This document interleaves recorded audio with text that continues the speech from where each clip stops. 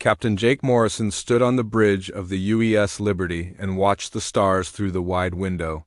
His hands held the metal rail tight as he thought about what was coming. The ship moved through space toward the Galactic Confederation. Capital, but Jake knew this trip would not end well for humanity. Behind him, the bridge crew worked at their stations. Lieutenant Kate Hudson checked the weapon systems while Commander Lucy Stone studied the navigation charts. They all knew the truth that no one wanted to say out loud.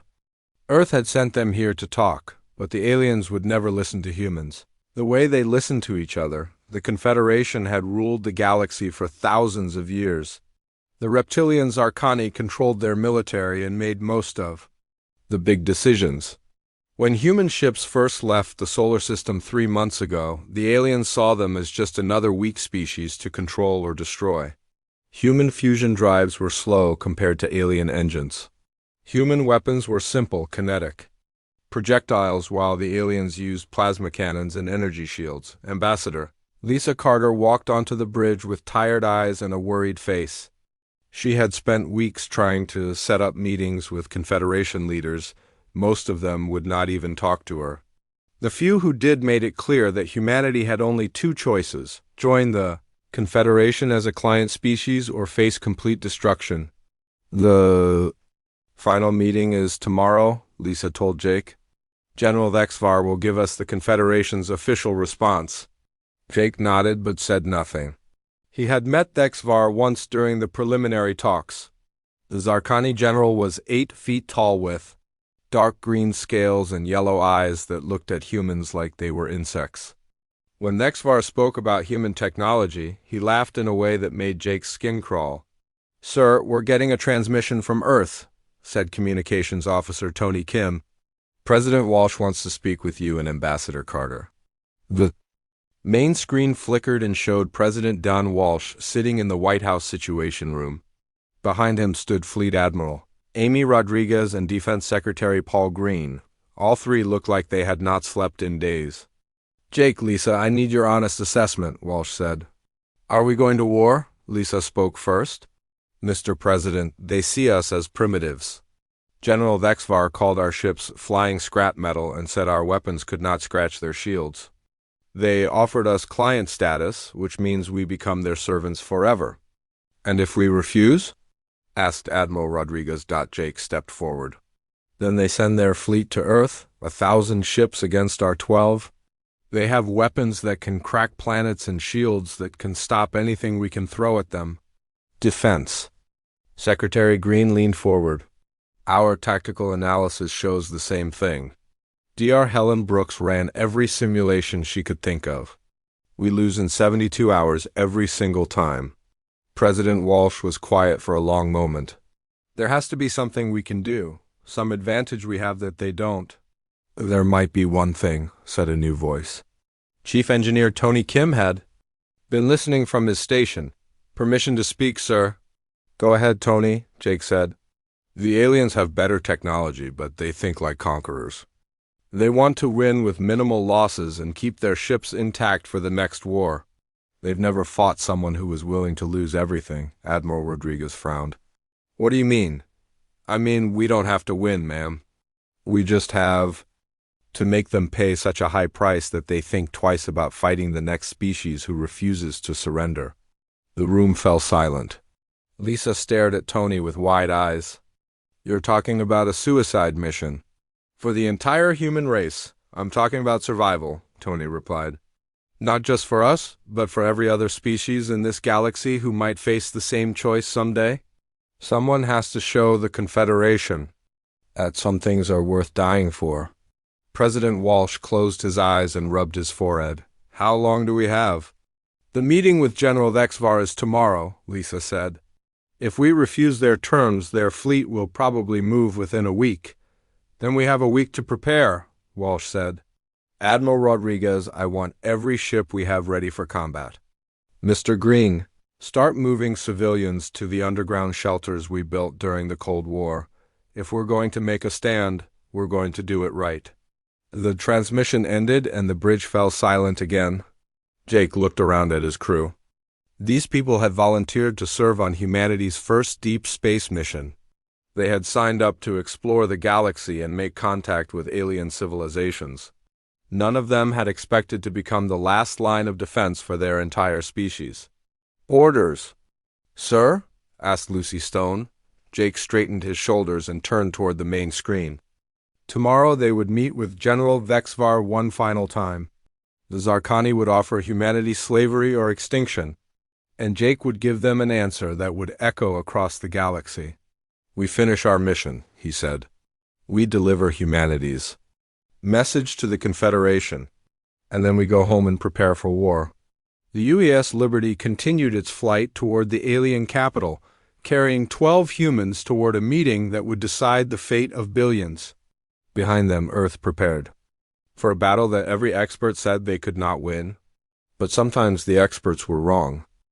The first shots of the Battle of Luna came exactly as everyone expected. Captain Jake Morrison watched from the bridge of the UES Liberty as Zarkani plasma cannons tore through the human fleet like paper. The U's Freedom exploded in a ball of fire and metal, taking 30 brave souls with it. Seconds later, the U's Defiance suffered the same fate. "Shields down to 40%, reported Lieutenant Kate Hudson. "Their plasma weapons are cutting right through our defenses." Jake gripped his chair as another enemy blast shook the Liberty. The Confederation fleet moved in perfect formation, their ships gleaming silver against the black of space. Each alien vessel was 3 times the size of the largest human ship, and their weapons could destroy a human destroyer with a single shot. "Sir, we're losing ships faster than projected," said Commander Lucy Stone from her tactical station. "At this rate, the fleet will be gone in an hour." This was exactly what the Zarkani expected. General Vexvar had been right when he called human ships flying scrap metal. But Jake knew something the alien commander did not. The real battle was just beginning. "All ships, this is Liberty Actual," Jake spoke into his communicator. "Execute. Plan Omega. Repeat, execute Plan Omega." Across the human fleet, captains who had been fighting a conventional space battle suddenly changed tactics. The UES Courage, already badly damaged, turned toward the nearest Zarkani cruiser and pushed its engines to maximum power. Instead of trying to fight, Captain Bill Harper aimed his ship like a missile. "This is Courage," Harper's voice came over the radio. "Tell my wife I love her." The mining vessel slammed into the alien cruiser at full speed. The explosion lit up the space around Luna as both ships disintegrated. The Zarkani had lost a warship worth more than the entire human fleet, destroyed by a converted cargo hauler. And 26 humans who chose death over defeat. General Vexvar's voice crackled over the communication channels. "What are these primitives doing? This is not tactical. This is madness.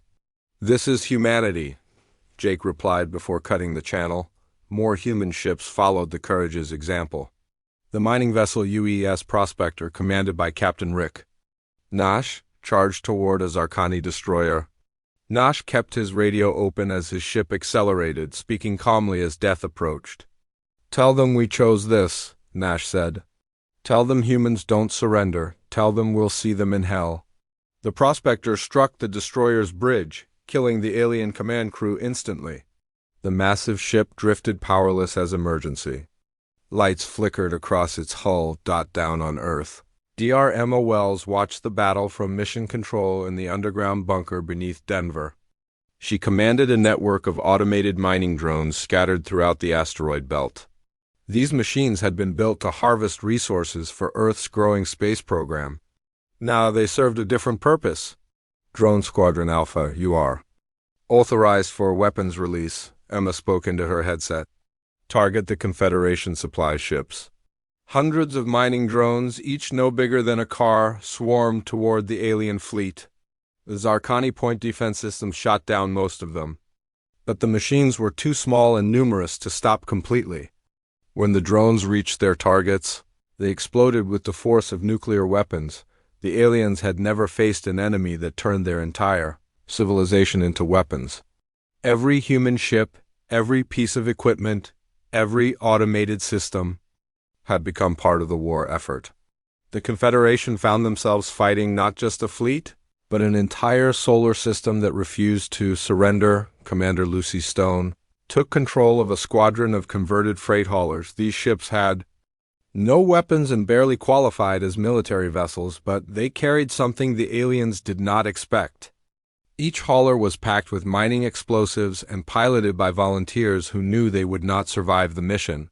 "Stone Squadron, this is your moment," Lucy broadcast to her pilots. "Make it count." The freight haulers scattered across the battlefield, each one targeting a different alien ship. Zarkani shot down 3 of them, but the other 5 reached their targets. The explosions sent shockwaves through the Confederation formation as captains who had expected an easy victory found themselves fighting for their lives. Engineer Tony Kim worked frantically in the Liberty's engine room, making modifications. That should have been impossible. He was converting their fusion reactor into something far more dangerous. The process was crude and would probably kill him, but it would give their weapons the power to hurt ships that had seemed invincible. "Captain, I've got the antimatter charges ready," Tony reported over the intercom. "But sir, the radiation levels down here are already off the charts. Anyone who fires these weapons won't survive long." "Understood, Tony," Jake replied. "Fine. Volunteers. Make sure they know what they're signing up for." Within minutes, a dozen crew members had volunteered to operate the makeshift antimatter weapons. They knew the radiation would kill them slowly, but they also knew their sacrifice might save Earth. The battle turned when Lieutenant Kate Hudson led a small fighter squadron toward the Confederation command ship.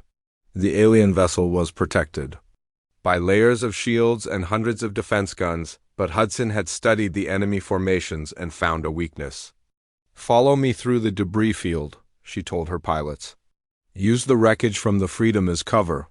The human fighters flew through the twisted metal and burning fuel that had once been their sister ship. The alien sensors could not track them through the debris, and the Zarkani point defense systems held their fire to avoid hitting their own ships. Hudson's fighter emerged from the wreckage, less than a kilometer from the command ship's bridge. She had 1 antimatter torpedo left, and she knew what she had to do. "This is Hudson," she said calmly. "I'm going in." The torpedo struck the command ship's bridge just as Hudson's fighter crashed into the hull beside it. The explosion tore through the alien vessel's command center, killing dozens of senior officers and leaving the Confederation fleet without central coordination. For the first time in their military history, the Zarkani found themselves on the defensive. These primitive humans with their crude weapons and desperate tactics had hurt them in ways they had never imagined possible. Every human ship that died took alien vessels with it. Every human pilot who chose death over surrender made the Confederation pay a price they had never expected. As the battle raged around Luna, the galaxy watched in amazement. The mighty Confederation fleet, which had conquered 1,000 worlds, was being held at bay by 12 human ships and a species that refused to accept defeat. The orbital bombardment of Earth began at dawn on the 3rd day of the war. General Vexvar had grown tired of losing ships to human suicide attacks and decided to end the conflict with overwhelming force. Plasma beams lanced down from the Zarkani fleet, turning New York City into a crater of melted glass and twisted steel. Colonel Steve Parker watched the destruction from a military bunker in Colorado. His job was to coordinate the evacuation of major population centers, but there was nowhere to run from weapons that could crack continents. The underground shelters built during the Cold War could protect maybe 10% of Earth's population. The rest would have to find their own way to survive. "London is gone," reported Communications Officer Tony Kim from his station. "Direct hit on the city center. We're reading massive casualties." Steve closed his eyes and tried not to think about the millions of people who had just died. The aliens expected this show of force to break human morale and force a surrender. They were wrong. "All stations, this is Parker Command," Steve spoke into his radio. "Continue evacuation procedures. Every life we save today fights back tomorrow." Captain Jake Morrison brought the UES Liberty around the dark side of the moon, using the satellite's mass to hide from enemy sensors. His ship was the last operational human warship, and he intended to make it count. The antimatter weapons that engineer Tony Kim had built were killing the crew slowly, but they gave the Liberty firepower that could hurt even Zarkani capital ships. "Sir, we're detecting movement in the asteroid belt," reported Navigator Lucy Stone. "Dr. Wells is moving." Her mining operation. On Ceres, Dr. Emma Wells supervised the transformation of humanity's largest mining station into a weapon. The massive facility had been built to process asteroids and extract valuable metals. Now she was using its industrial equipment for a very different purpose. "Redirect all power to the mass drivers," Emma told her team. "I want every piece of processed or loaded and ready to fire." The mass drivers were electromagnetic cannons designed to launch cargo containers toward Earth, with some modifications. They could accelerate chunks of refined metal to incredible speeds. Emma's plan was simple but effective. Turn the entire asteroid belt into ammunition. Back on Earth, the Confederation ground forces landed in the ruins of major cities. Zarkani soldiers in powered armor marched through the smoking remains of human civilization, expecting to find a broken enemy ready to surrender. Instead, they found Colonel Parker's Marines waiting in the underground tunnels. "Remember, we're not trying to win," Parker told his soldiers over their helmet radios. "We're trying to make them pay for every meter of ground." The first alien patrol to enter the New York subway system walked into a trap. Human soldiers had rigged the tunnels with mining explosives and waited in hidden positions. When the Zarkani reached the junction under Times Square, Parker gave the order. The explosion collapsed 3 city blocks and buried an entire alien company under tons of rubble. The survivors found themselves fighting humans who knew every tunnel, every building, every hiding place in their own cities on Mars. The Red Planet's terraforming equipment became another weapon in humanity's arsenal. Dr. Wells had designed the atmospheric processors to slowly change the Martian air, but they could also be overloaded to create massive explosions. When Confederation forces landed at the main colony, they found the humans had already evacuated. Lieutenant Kate Hudson, one of the few fighter pilots still alive, led the detonation sequence from orbit. The terraforming plants exploded in sequence, each one triggering avalanches and atmospheric disturbances that made landing impossible for alien reinforcements. "This is Hudson to all remaining human forces," she broadcast on all frequencies. "Mars is denied to the enemy. Repeat, Mars is denied." The Zarkani found themselves fighting an enemy that had weaponized their entire civilization. Every human installation, every piece of equipment, every settlement had been turned into a trap or a weapon. The aliens had superior technology, but they had never faced opponents who were willing to destroy everything they had built rather than surrender it. Engineer Tony Kim worked around the clock in the Liberty's engine room, building more antimatter weapons despite the radiation that was slowly killing him. His hair had fallen out and his hands shook, but he kept working. Each weapon he completed gave Captain Morrison another chance to hurt the enemy. "How many more can you build?" Jake asked during one of his visits to engineering. "Maybe 3? "Sir," Tony replied, his voice weak but determined. "After that, the radiation will finish me. But 3 more shots should be enough to take out their command ship." On Earth's moon, Commander Lucy Stone led a desperate mission to the abandoned lunar mining facilities. The aliens controlled Earth's orbit, but they had ignored the moon after destroying the human bases there. That was a mistake. Lucy and her team of volunteers worked to reactivate the mass drivers that had once launched cargo to Earth. With some modifications, these electromagnetic cannons could fire projectiles fast enough to punch through Zarkani shields. The plan was insane, but insanity seemed to be humanity's greatest weapon. "Target the flagship," Lucy told her gunners. "Even if we only get 1 shot, let's make it count." The lunar mass driver fired a tungsten projectile at nearly 10% of light speed. The slug tore through the shields of General Vexvar's command ship and punched a hole clean through the vessel's hull. Emergency alarms wailed across the Zarkani fleet as their supreme commander's ship listed to one side, venting atmosphere and debris. In the asteroid belt, Dr. Emma's mining stations began their own bombardment. Refined metal slugs, each one the size of a building, accelerated toward the Confederation fleet at tremendous speeds. The aliens' point defense systems could stop missiles and fighters, but they struggled against simple chunks of iron moving. At relativistic velocities, the psychological impact was devastating. The Zarkani had expected to fight primitive humans with crude weapons. Instead, they faced an enemy that had turned physics itself into a weapon. Every piece of space debris, every mining tool, every industrial facility had become part of humanity's war machine. As the third day of battle ended, the Confederation found themselves in an impossible situation. They were winning by every military measure, but losing ships and soldiers at a rate that would bankrupt their empire. The humans were supposed to have surrendered after the first orbital bombardment, but instead they had grown more desperate and more dangerous. General Lexvar, injured in the attack on his flagship, broadcast a message to all human forces. His voice carried a note of confusion that had never been heard from a Zarkani commander before. "You cannot win this war," he said. "Your world burns and your people die. Surrender now and save what remains of your species." Captain Morrison's response echoed across every human radio frequency and spread through the galaxy beyond. "We never expected to win, General. We expected to make you remember us." The death of General Lexvar changed everything. Lieutenant Kate Hudson's damaged fighter had crashed through the bridge windows of the Zarkani flagship just as the alien commander was giving orders to his fleet. The explosion that followed killed the most feared military leader in Confederation history and left his massive warship drifting dead in space.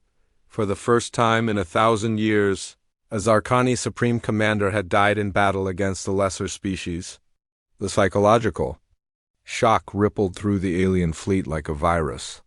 Captains who had served under Lexvar for decades found themselves paralyzed by uncertainty. Captain Jake Morrison seized the moment of confusion. The used Liberty was barely functional, held together by emergency welds and powered by failing reactors, but it still carried 3 of Engineer Tony Kim's antimatter weapons. Jake ordered his ship toward the largest group of enemy vessels, knowing this would be their final attack.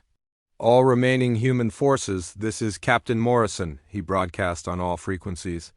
"The enemy is shaken. Press your advantage now." In the underground bunkers of Earth, Admiral Amy Rodriguez coordinated humanity's scattered resistance from a command center that had been built to survive nuclear war. She had no ships left except the Liberty, but she still had weapons the aliens had never considered. The entire human race had become her army. "Dr. Wells, are your mining stations ready for the final bombardment?" Rodriguez asked into her communicator. From Ceres, Emma Wells replied with grim determination. "All mass drivers are loaded and targeted. Admiral, we have enough refined metal to keep firing for 6 hours straight." The Confederation tried to reorganize after their commander's death, but they had never planned for this situation. Vice Admiral Kethmore, a young Zarkani officer, took temporary command of the fleet. His first mistake was trying to negotiate. "Human vessels, this is Acting Commander Kethmore," the alien broadcast. "Your resistance has been noted. We offer you client species status in exchange for immediate surrender." President Dan Walsh's response came from the White House bunker, transmitted on every radio frequency in the solar system. His voice carried the weight of a species that had chosen death over slavery. "Acting Commander, we did not crawl out of Earth's gravity well to bow to anyone among the stars. Your offer is rejected." The battle resumed with new fury. Commander Lucy Stone, operating the lunar mass drivers from a pressurized shelter, targeted the Confederation support ships. Medical vessels, supply convoys, and communication relays exploded under the bombardment of tungsten slugs fired at relativistic speeds. This was warfare as the Zarkani had never experienced it.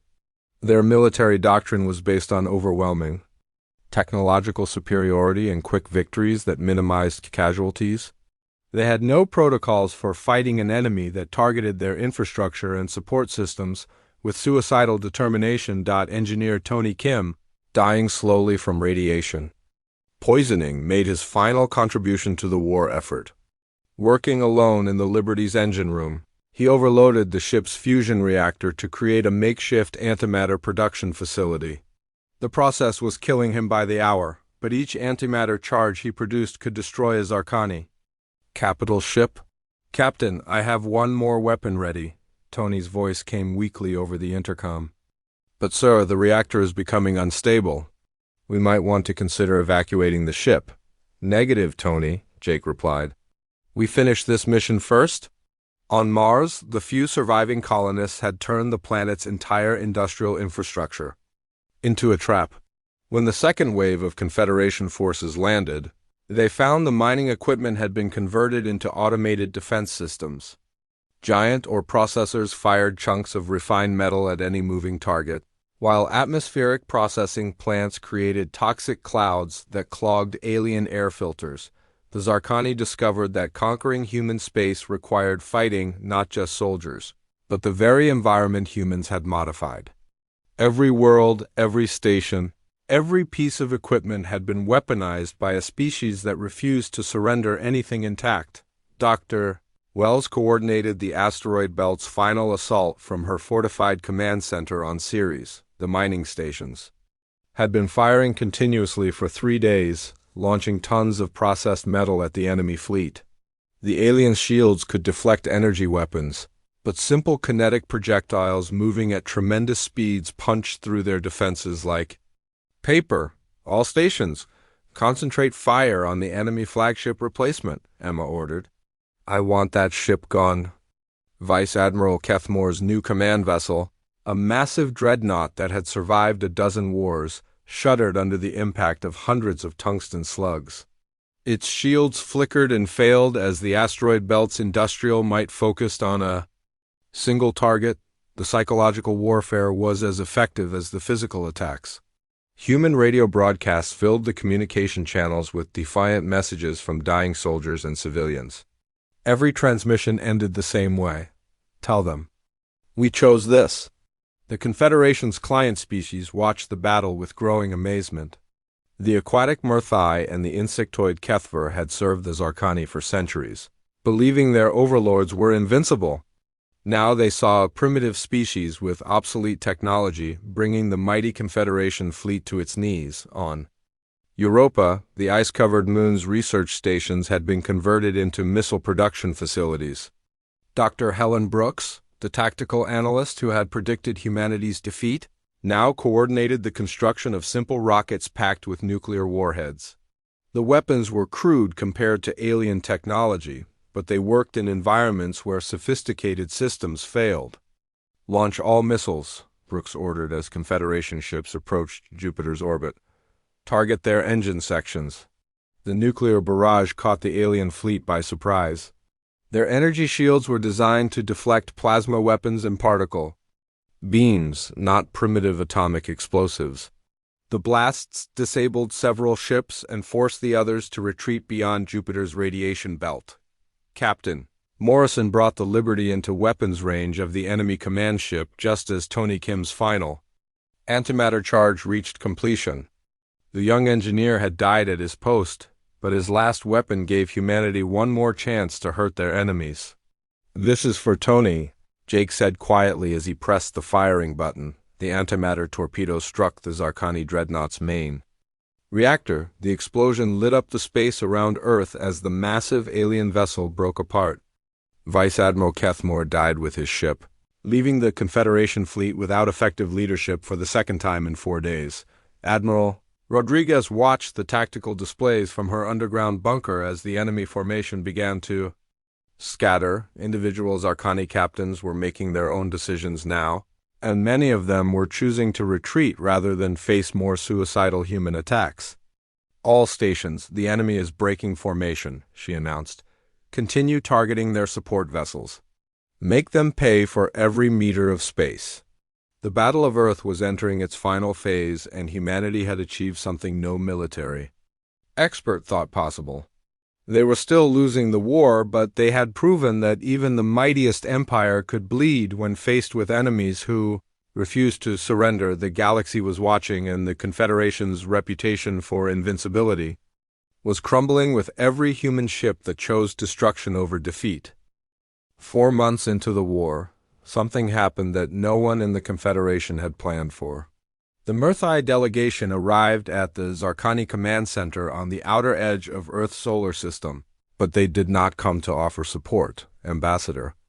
Reefsinger spoke words that sent shockwaves through the alien fleet. "We are withdrawing our ships from this conflict," the aquatic diplomat announced. "The cost of subduing one primitive species has exceeded all projections."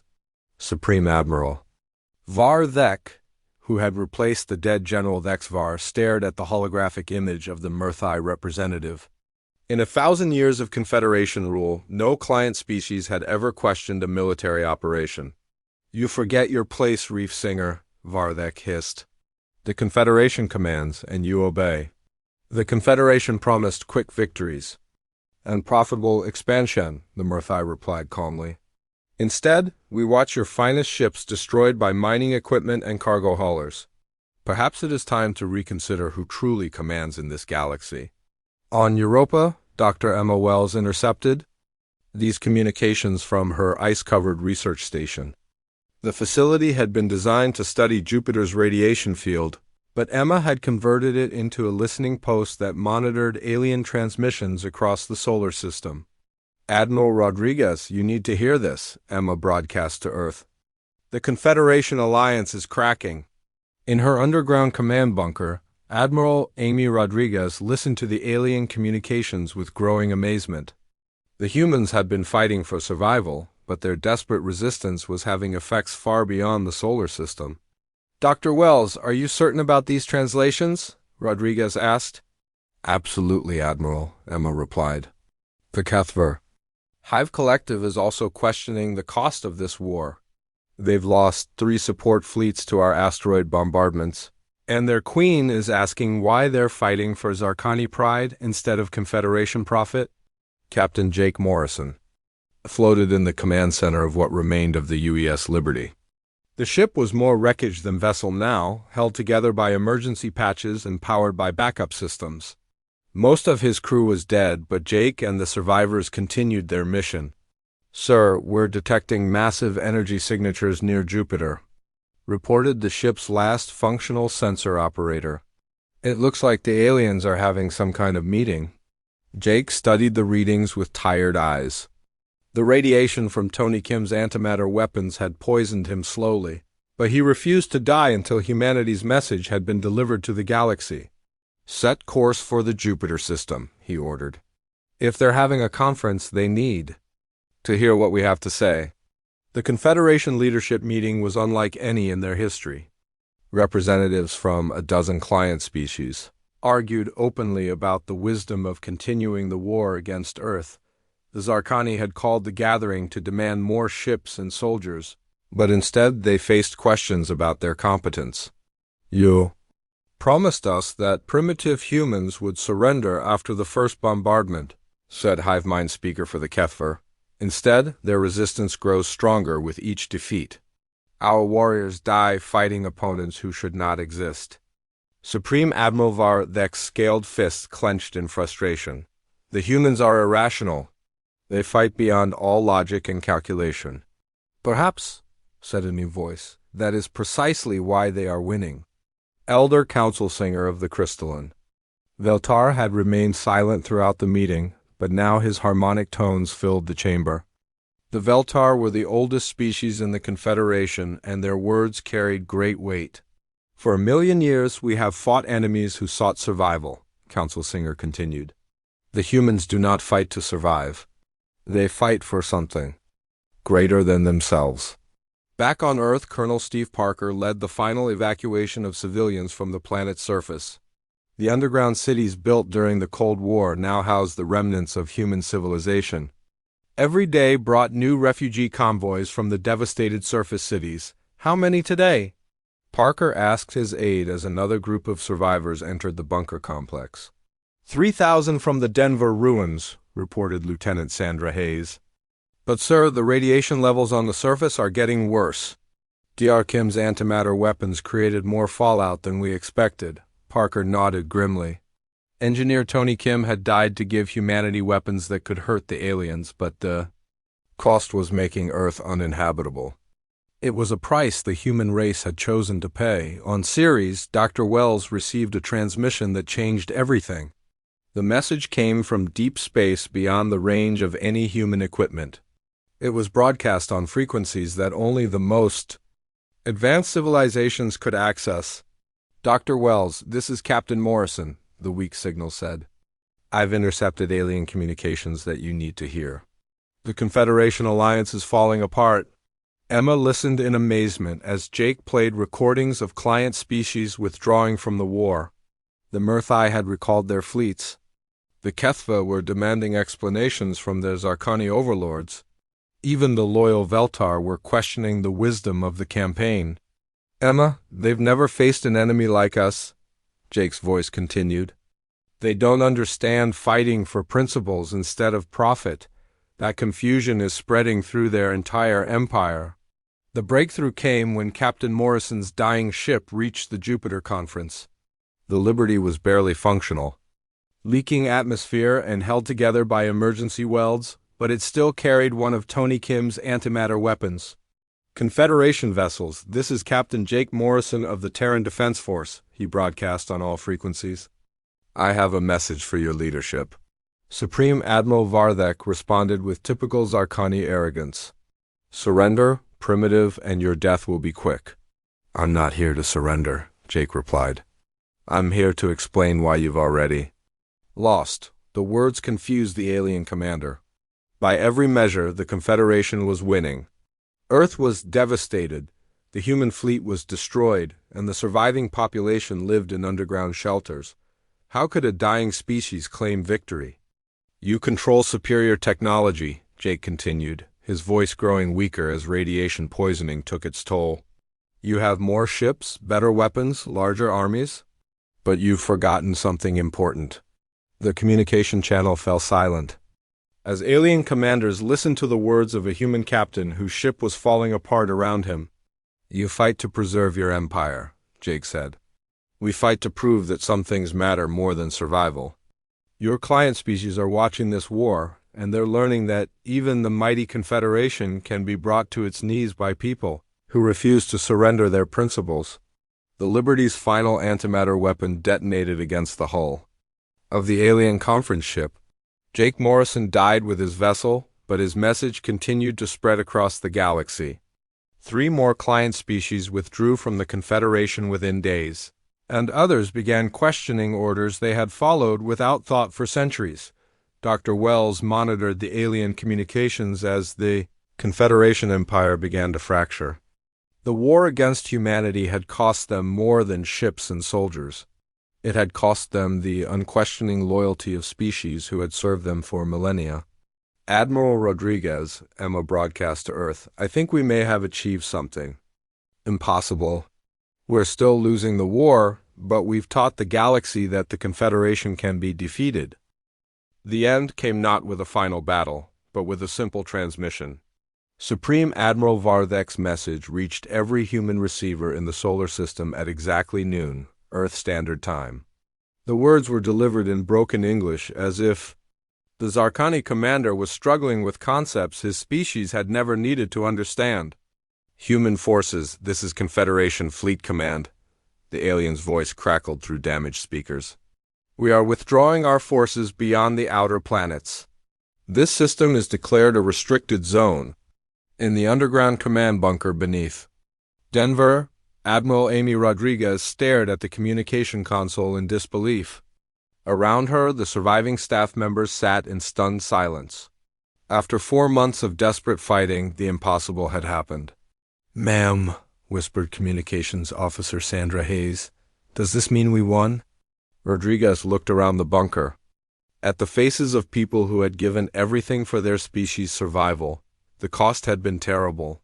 Earth's surface was poisoned with radiation, billions were dead, and the few survivors lived like moles in underground cities. But they were alive, and they were free. "No," Rodriguez said quietly. "We didn't win, but we didn't lose either." The Confederation withdrawal took 3 days. Alien ships that had dominated Earth's orbit for months pulled back beyond Pluto's orbit, leaving behind the wreckage of what had been the largest military operation in galactic history. The humans had lost 90% of their population and every city on the planet. But they had achieved something no species had managed in 1,000 years. Dr. Wells watched the retreat from her command center on Ceres, the asteroid belt. Mining stations continued their automated operations, processing ore and maintaining the mass drivers that had proven so effective against alien shields. The industrial infrastructure that had won the war would now help rebuild human civilization. All stations, this is Dr. Wells, she broadcast to the scattered survivors. Begin salvage operations on the alien wreckage. We're going to need every piece of advanced technology we can find. The real victory became clear in the months that followed. Ambassador Lisa Carter, operating from a hidden facility on Europa, intercepted communications from across the galaxy.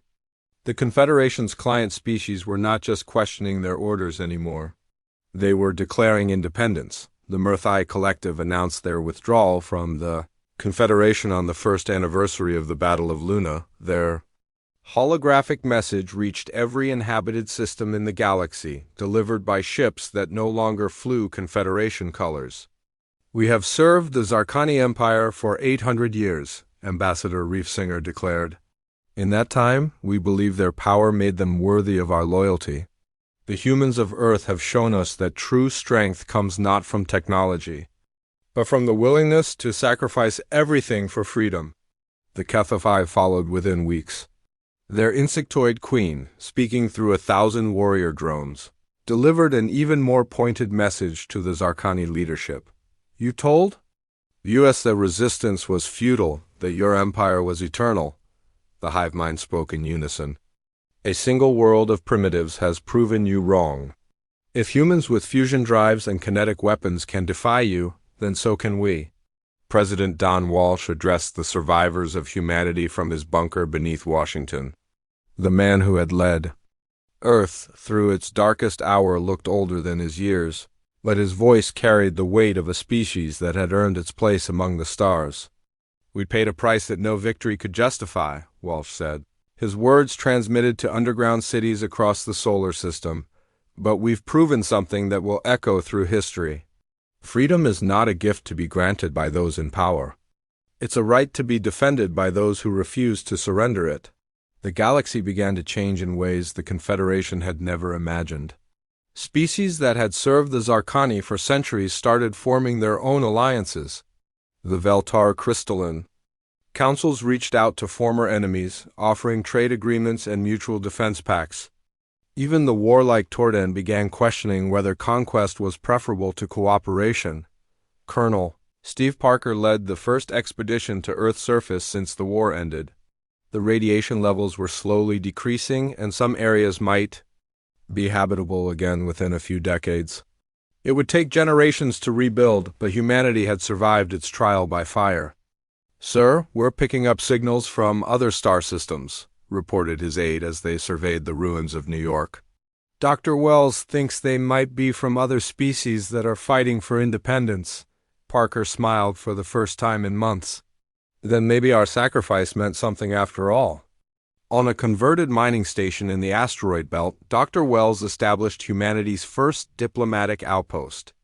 The facility served as a meeting place for representatives from species across the galaxy who had been inspired by Earth's example. The Confederation tried to blockade these meetings, but they lacked the ships to patrol every system where freedom. Movements were starting. The diplomatic revolution spread faster than any military campaign. Within 5 years, half the Confederation's client species had declared independence.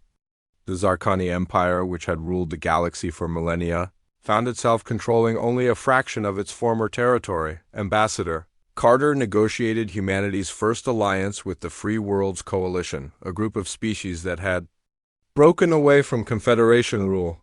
The agreement was signed aboard a rebuilt human ship, constructed from salvaged alien technology and powered by fusion reactors that Tony Kim had designed before his death.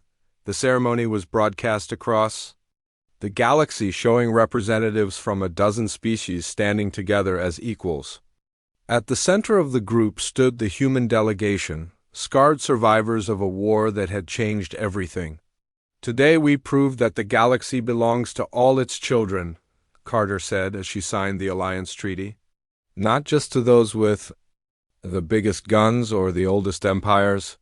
Admiral Rodriguez took command of the newly formed Terran Defense Fleet, a force built around ships constructed from alien wreckage and human determination.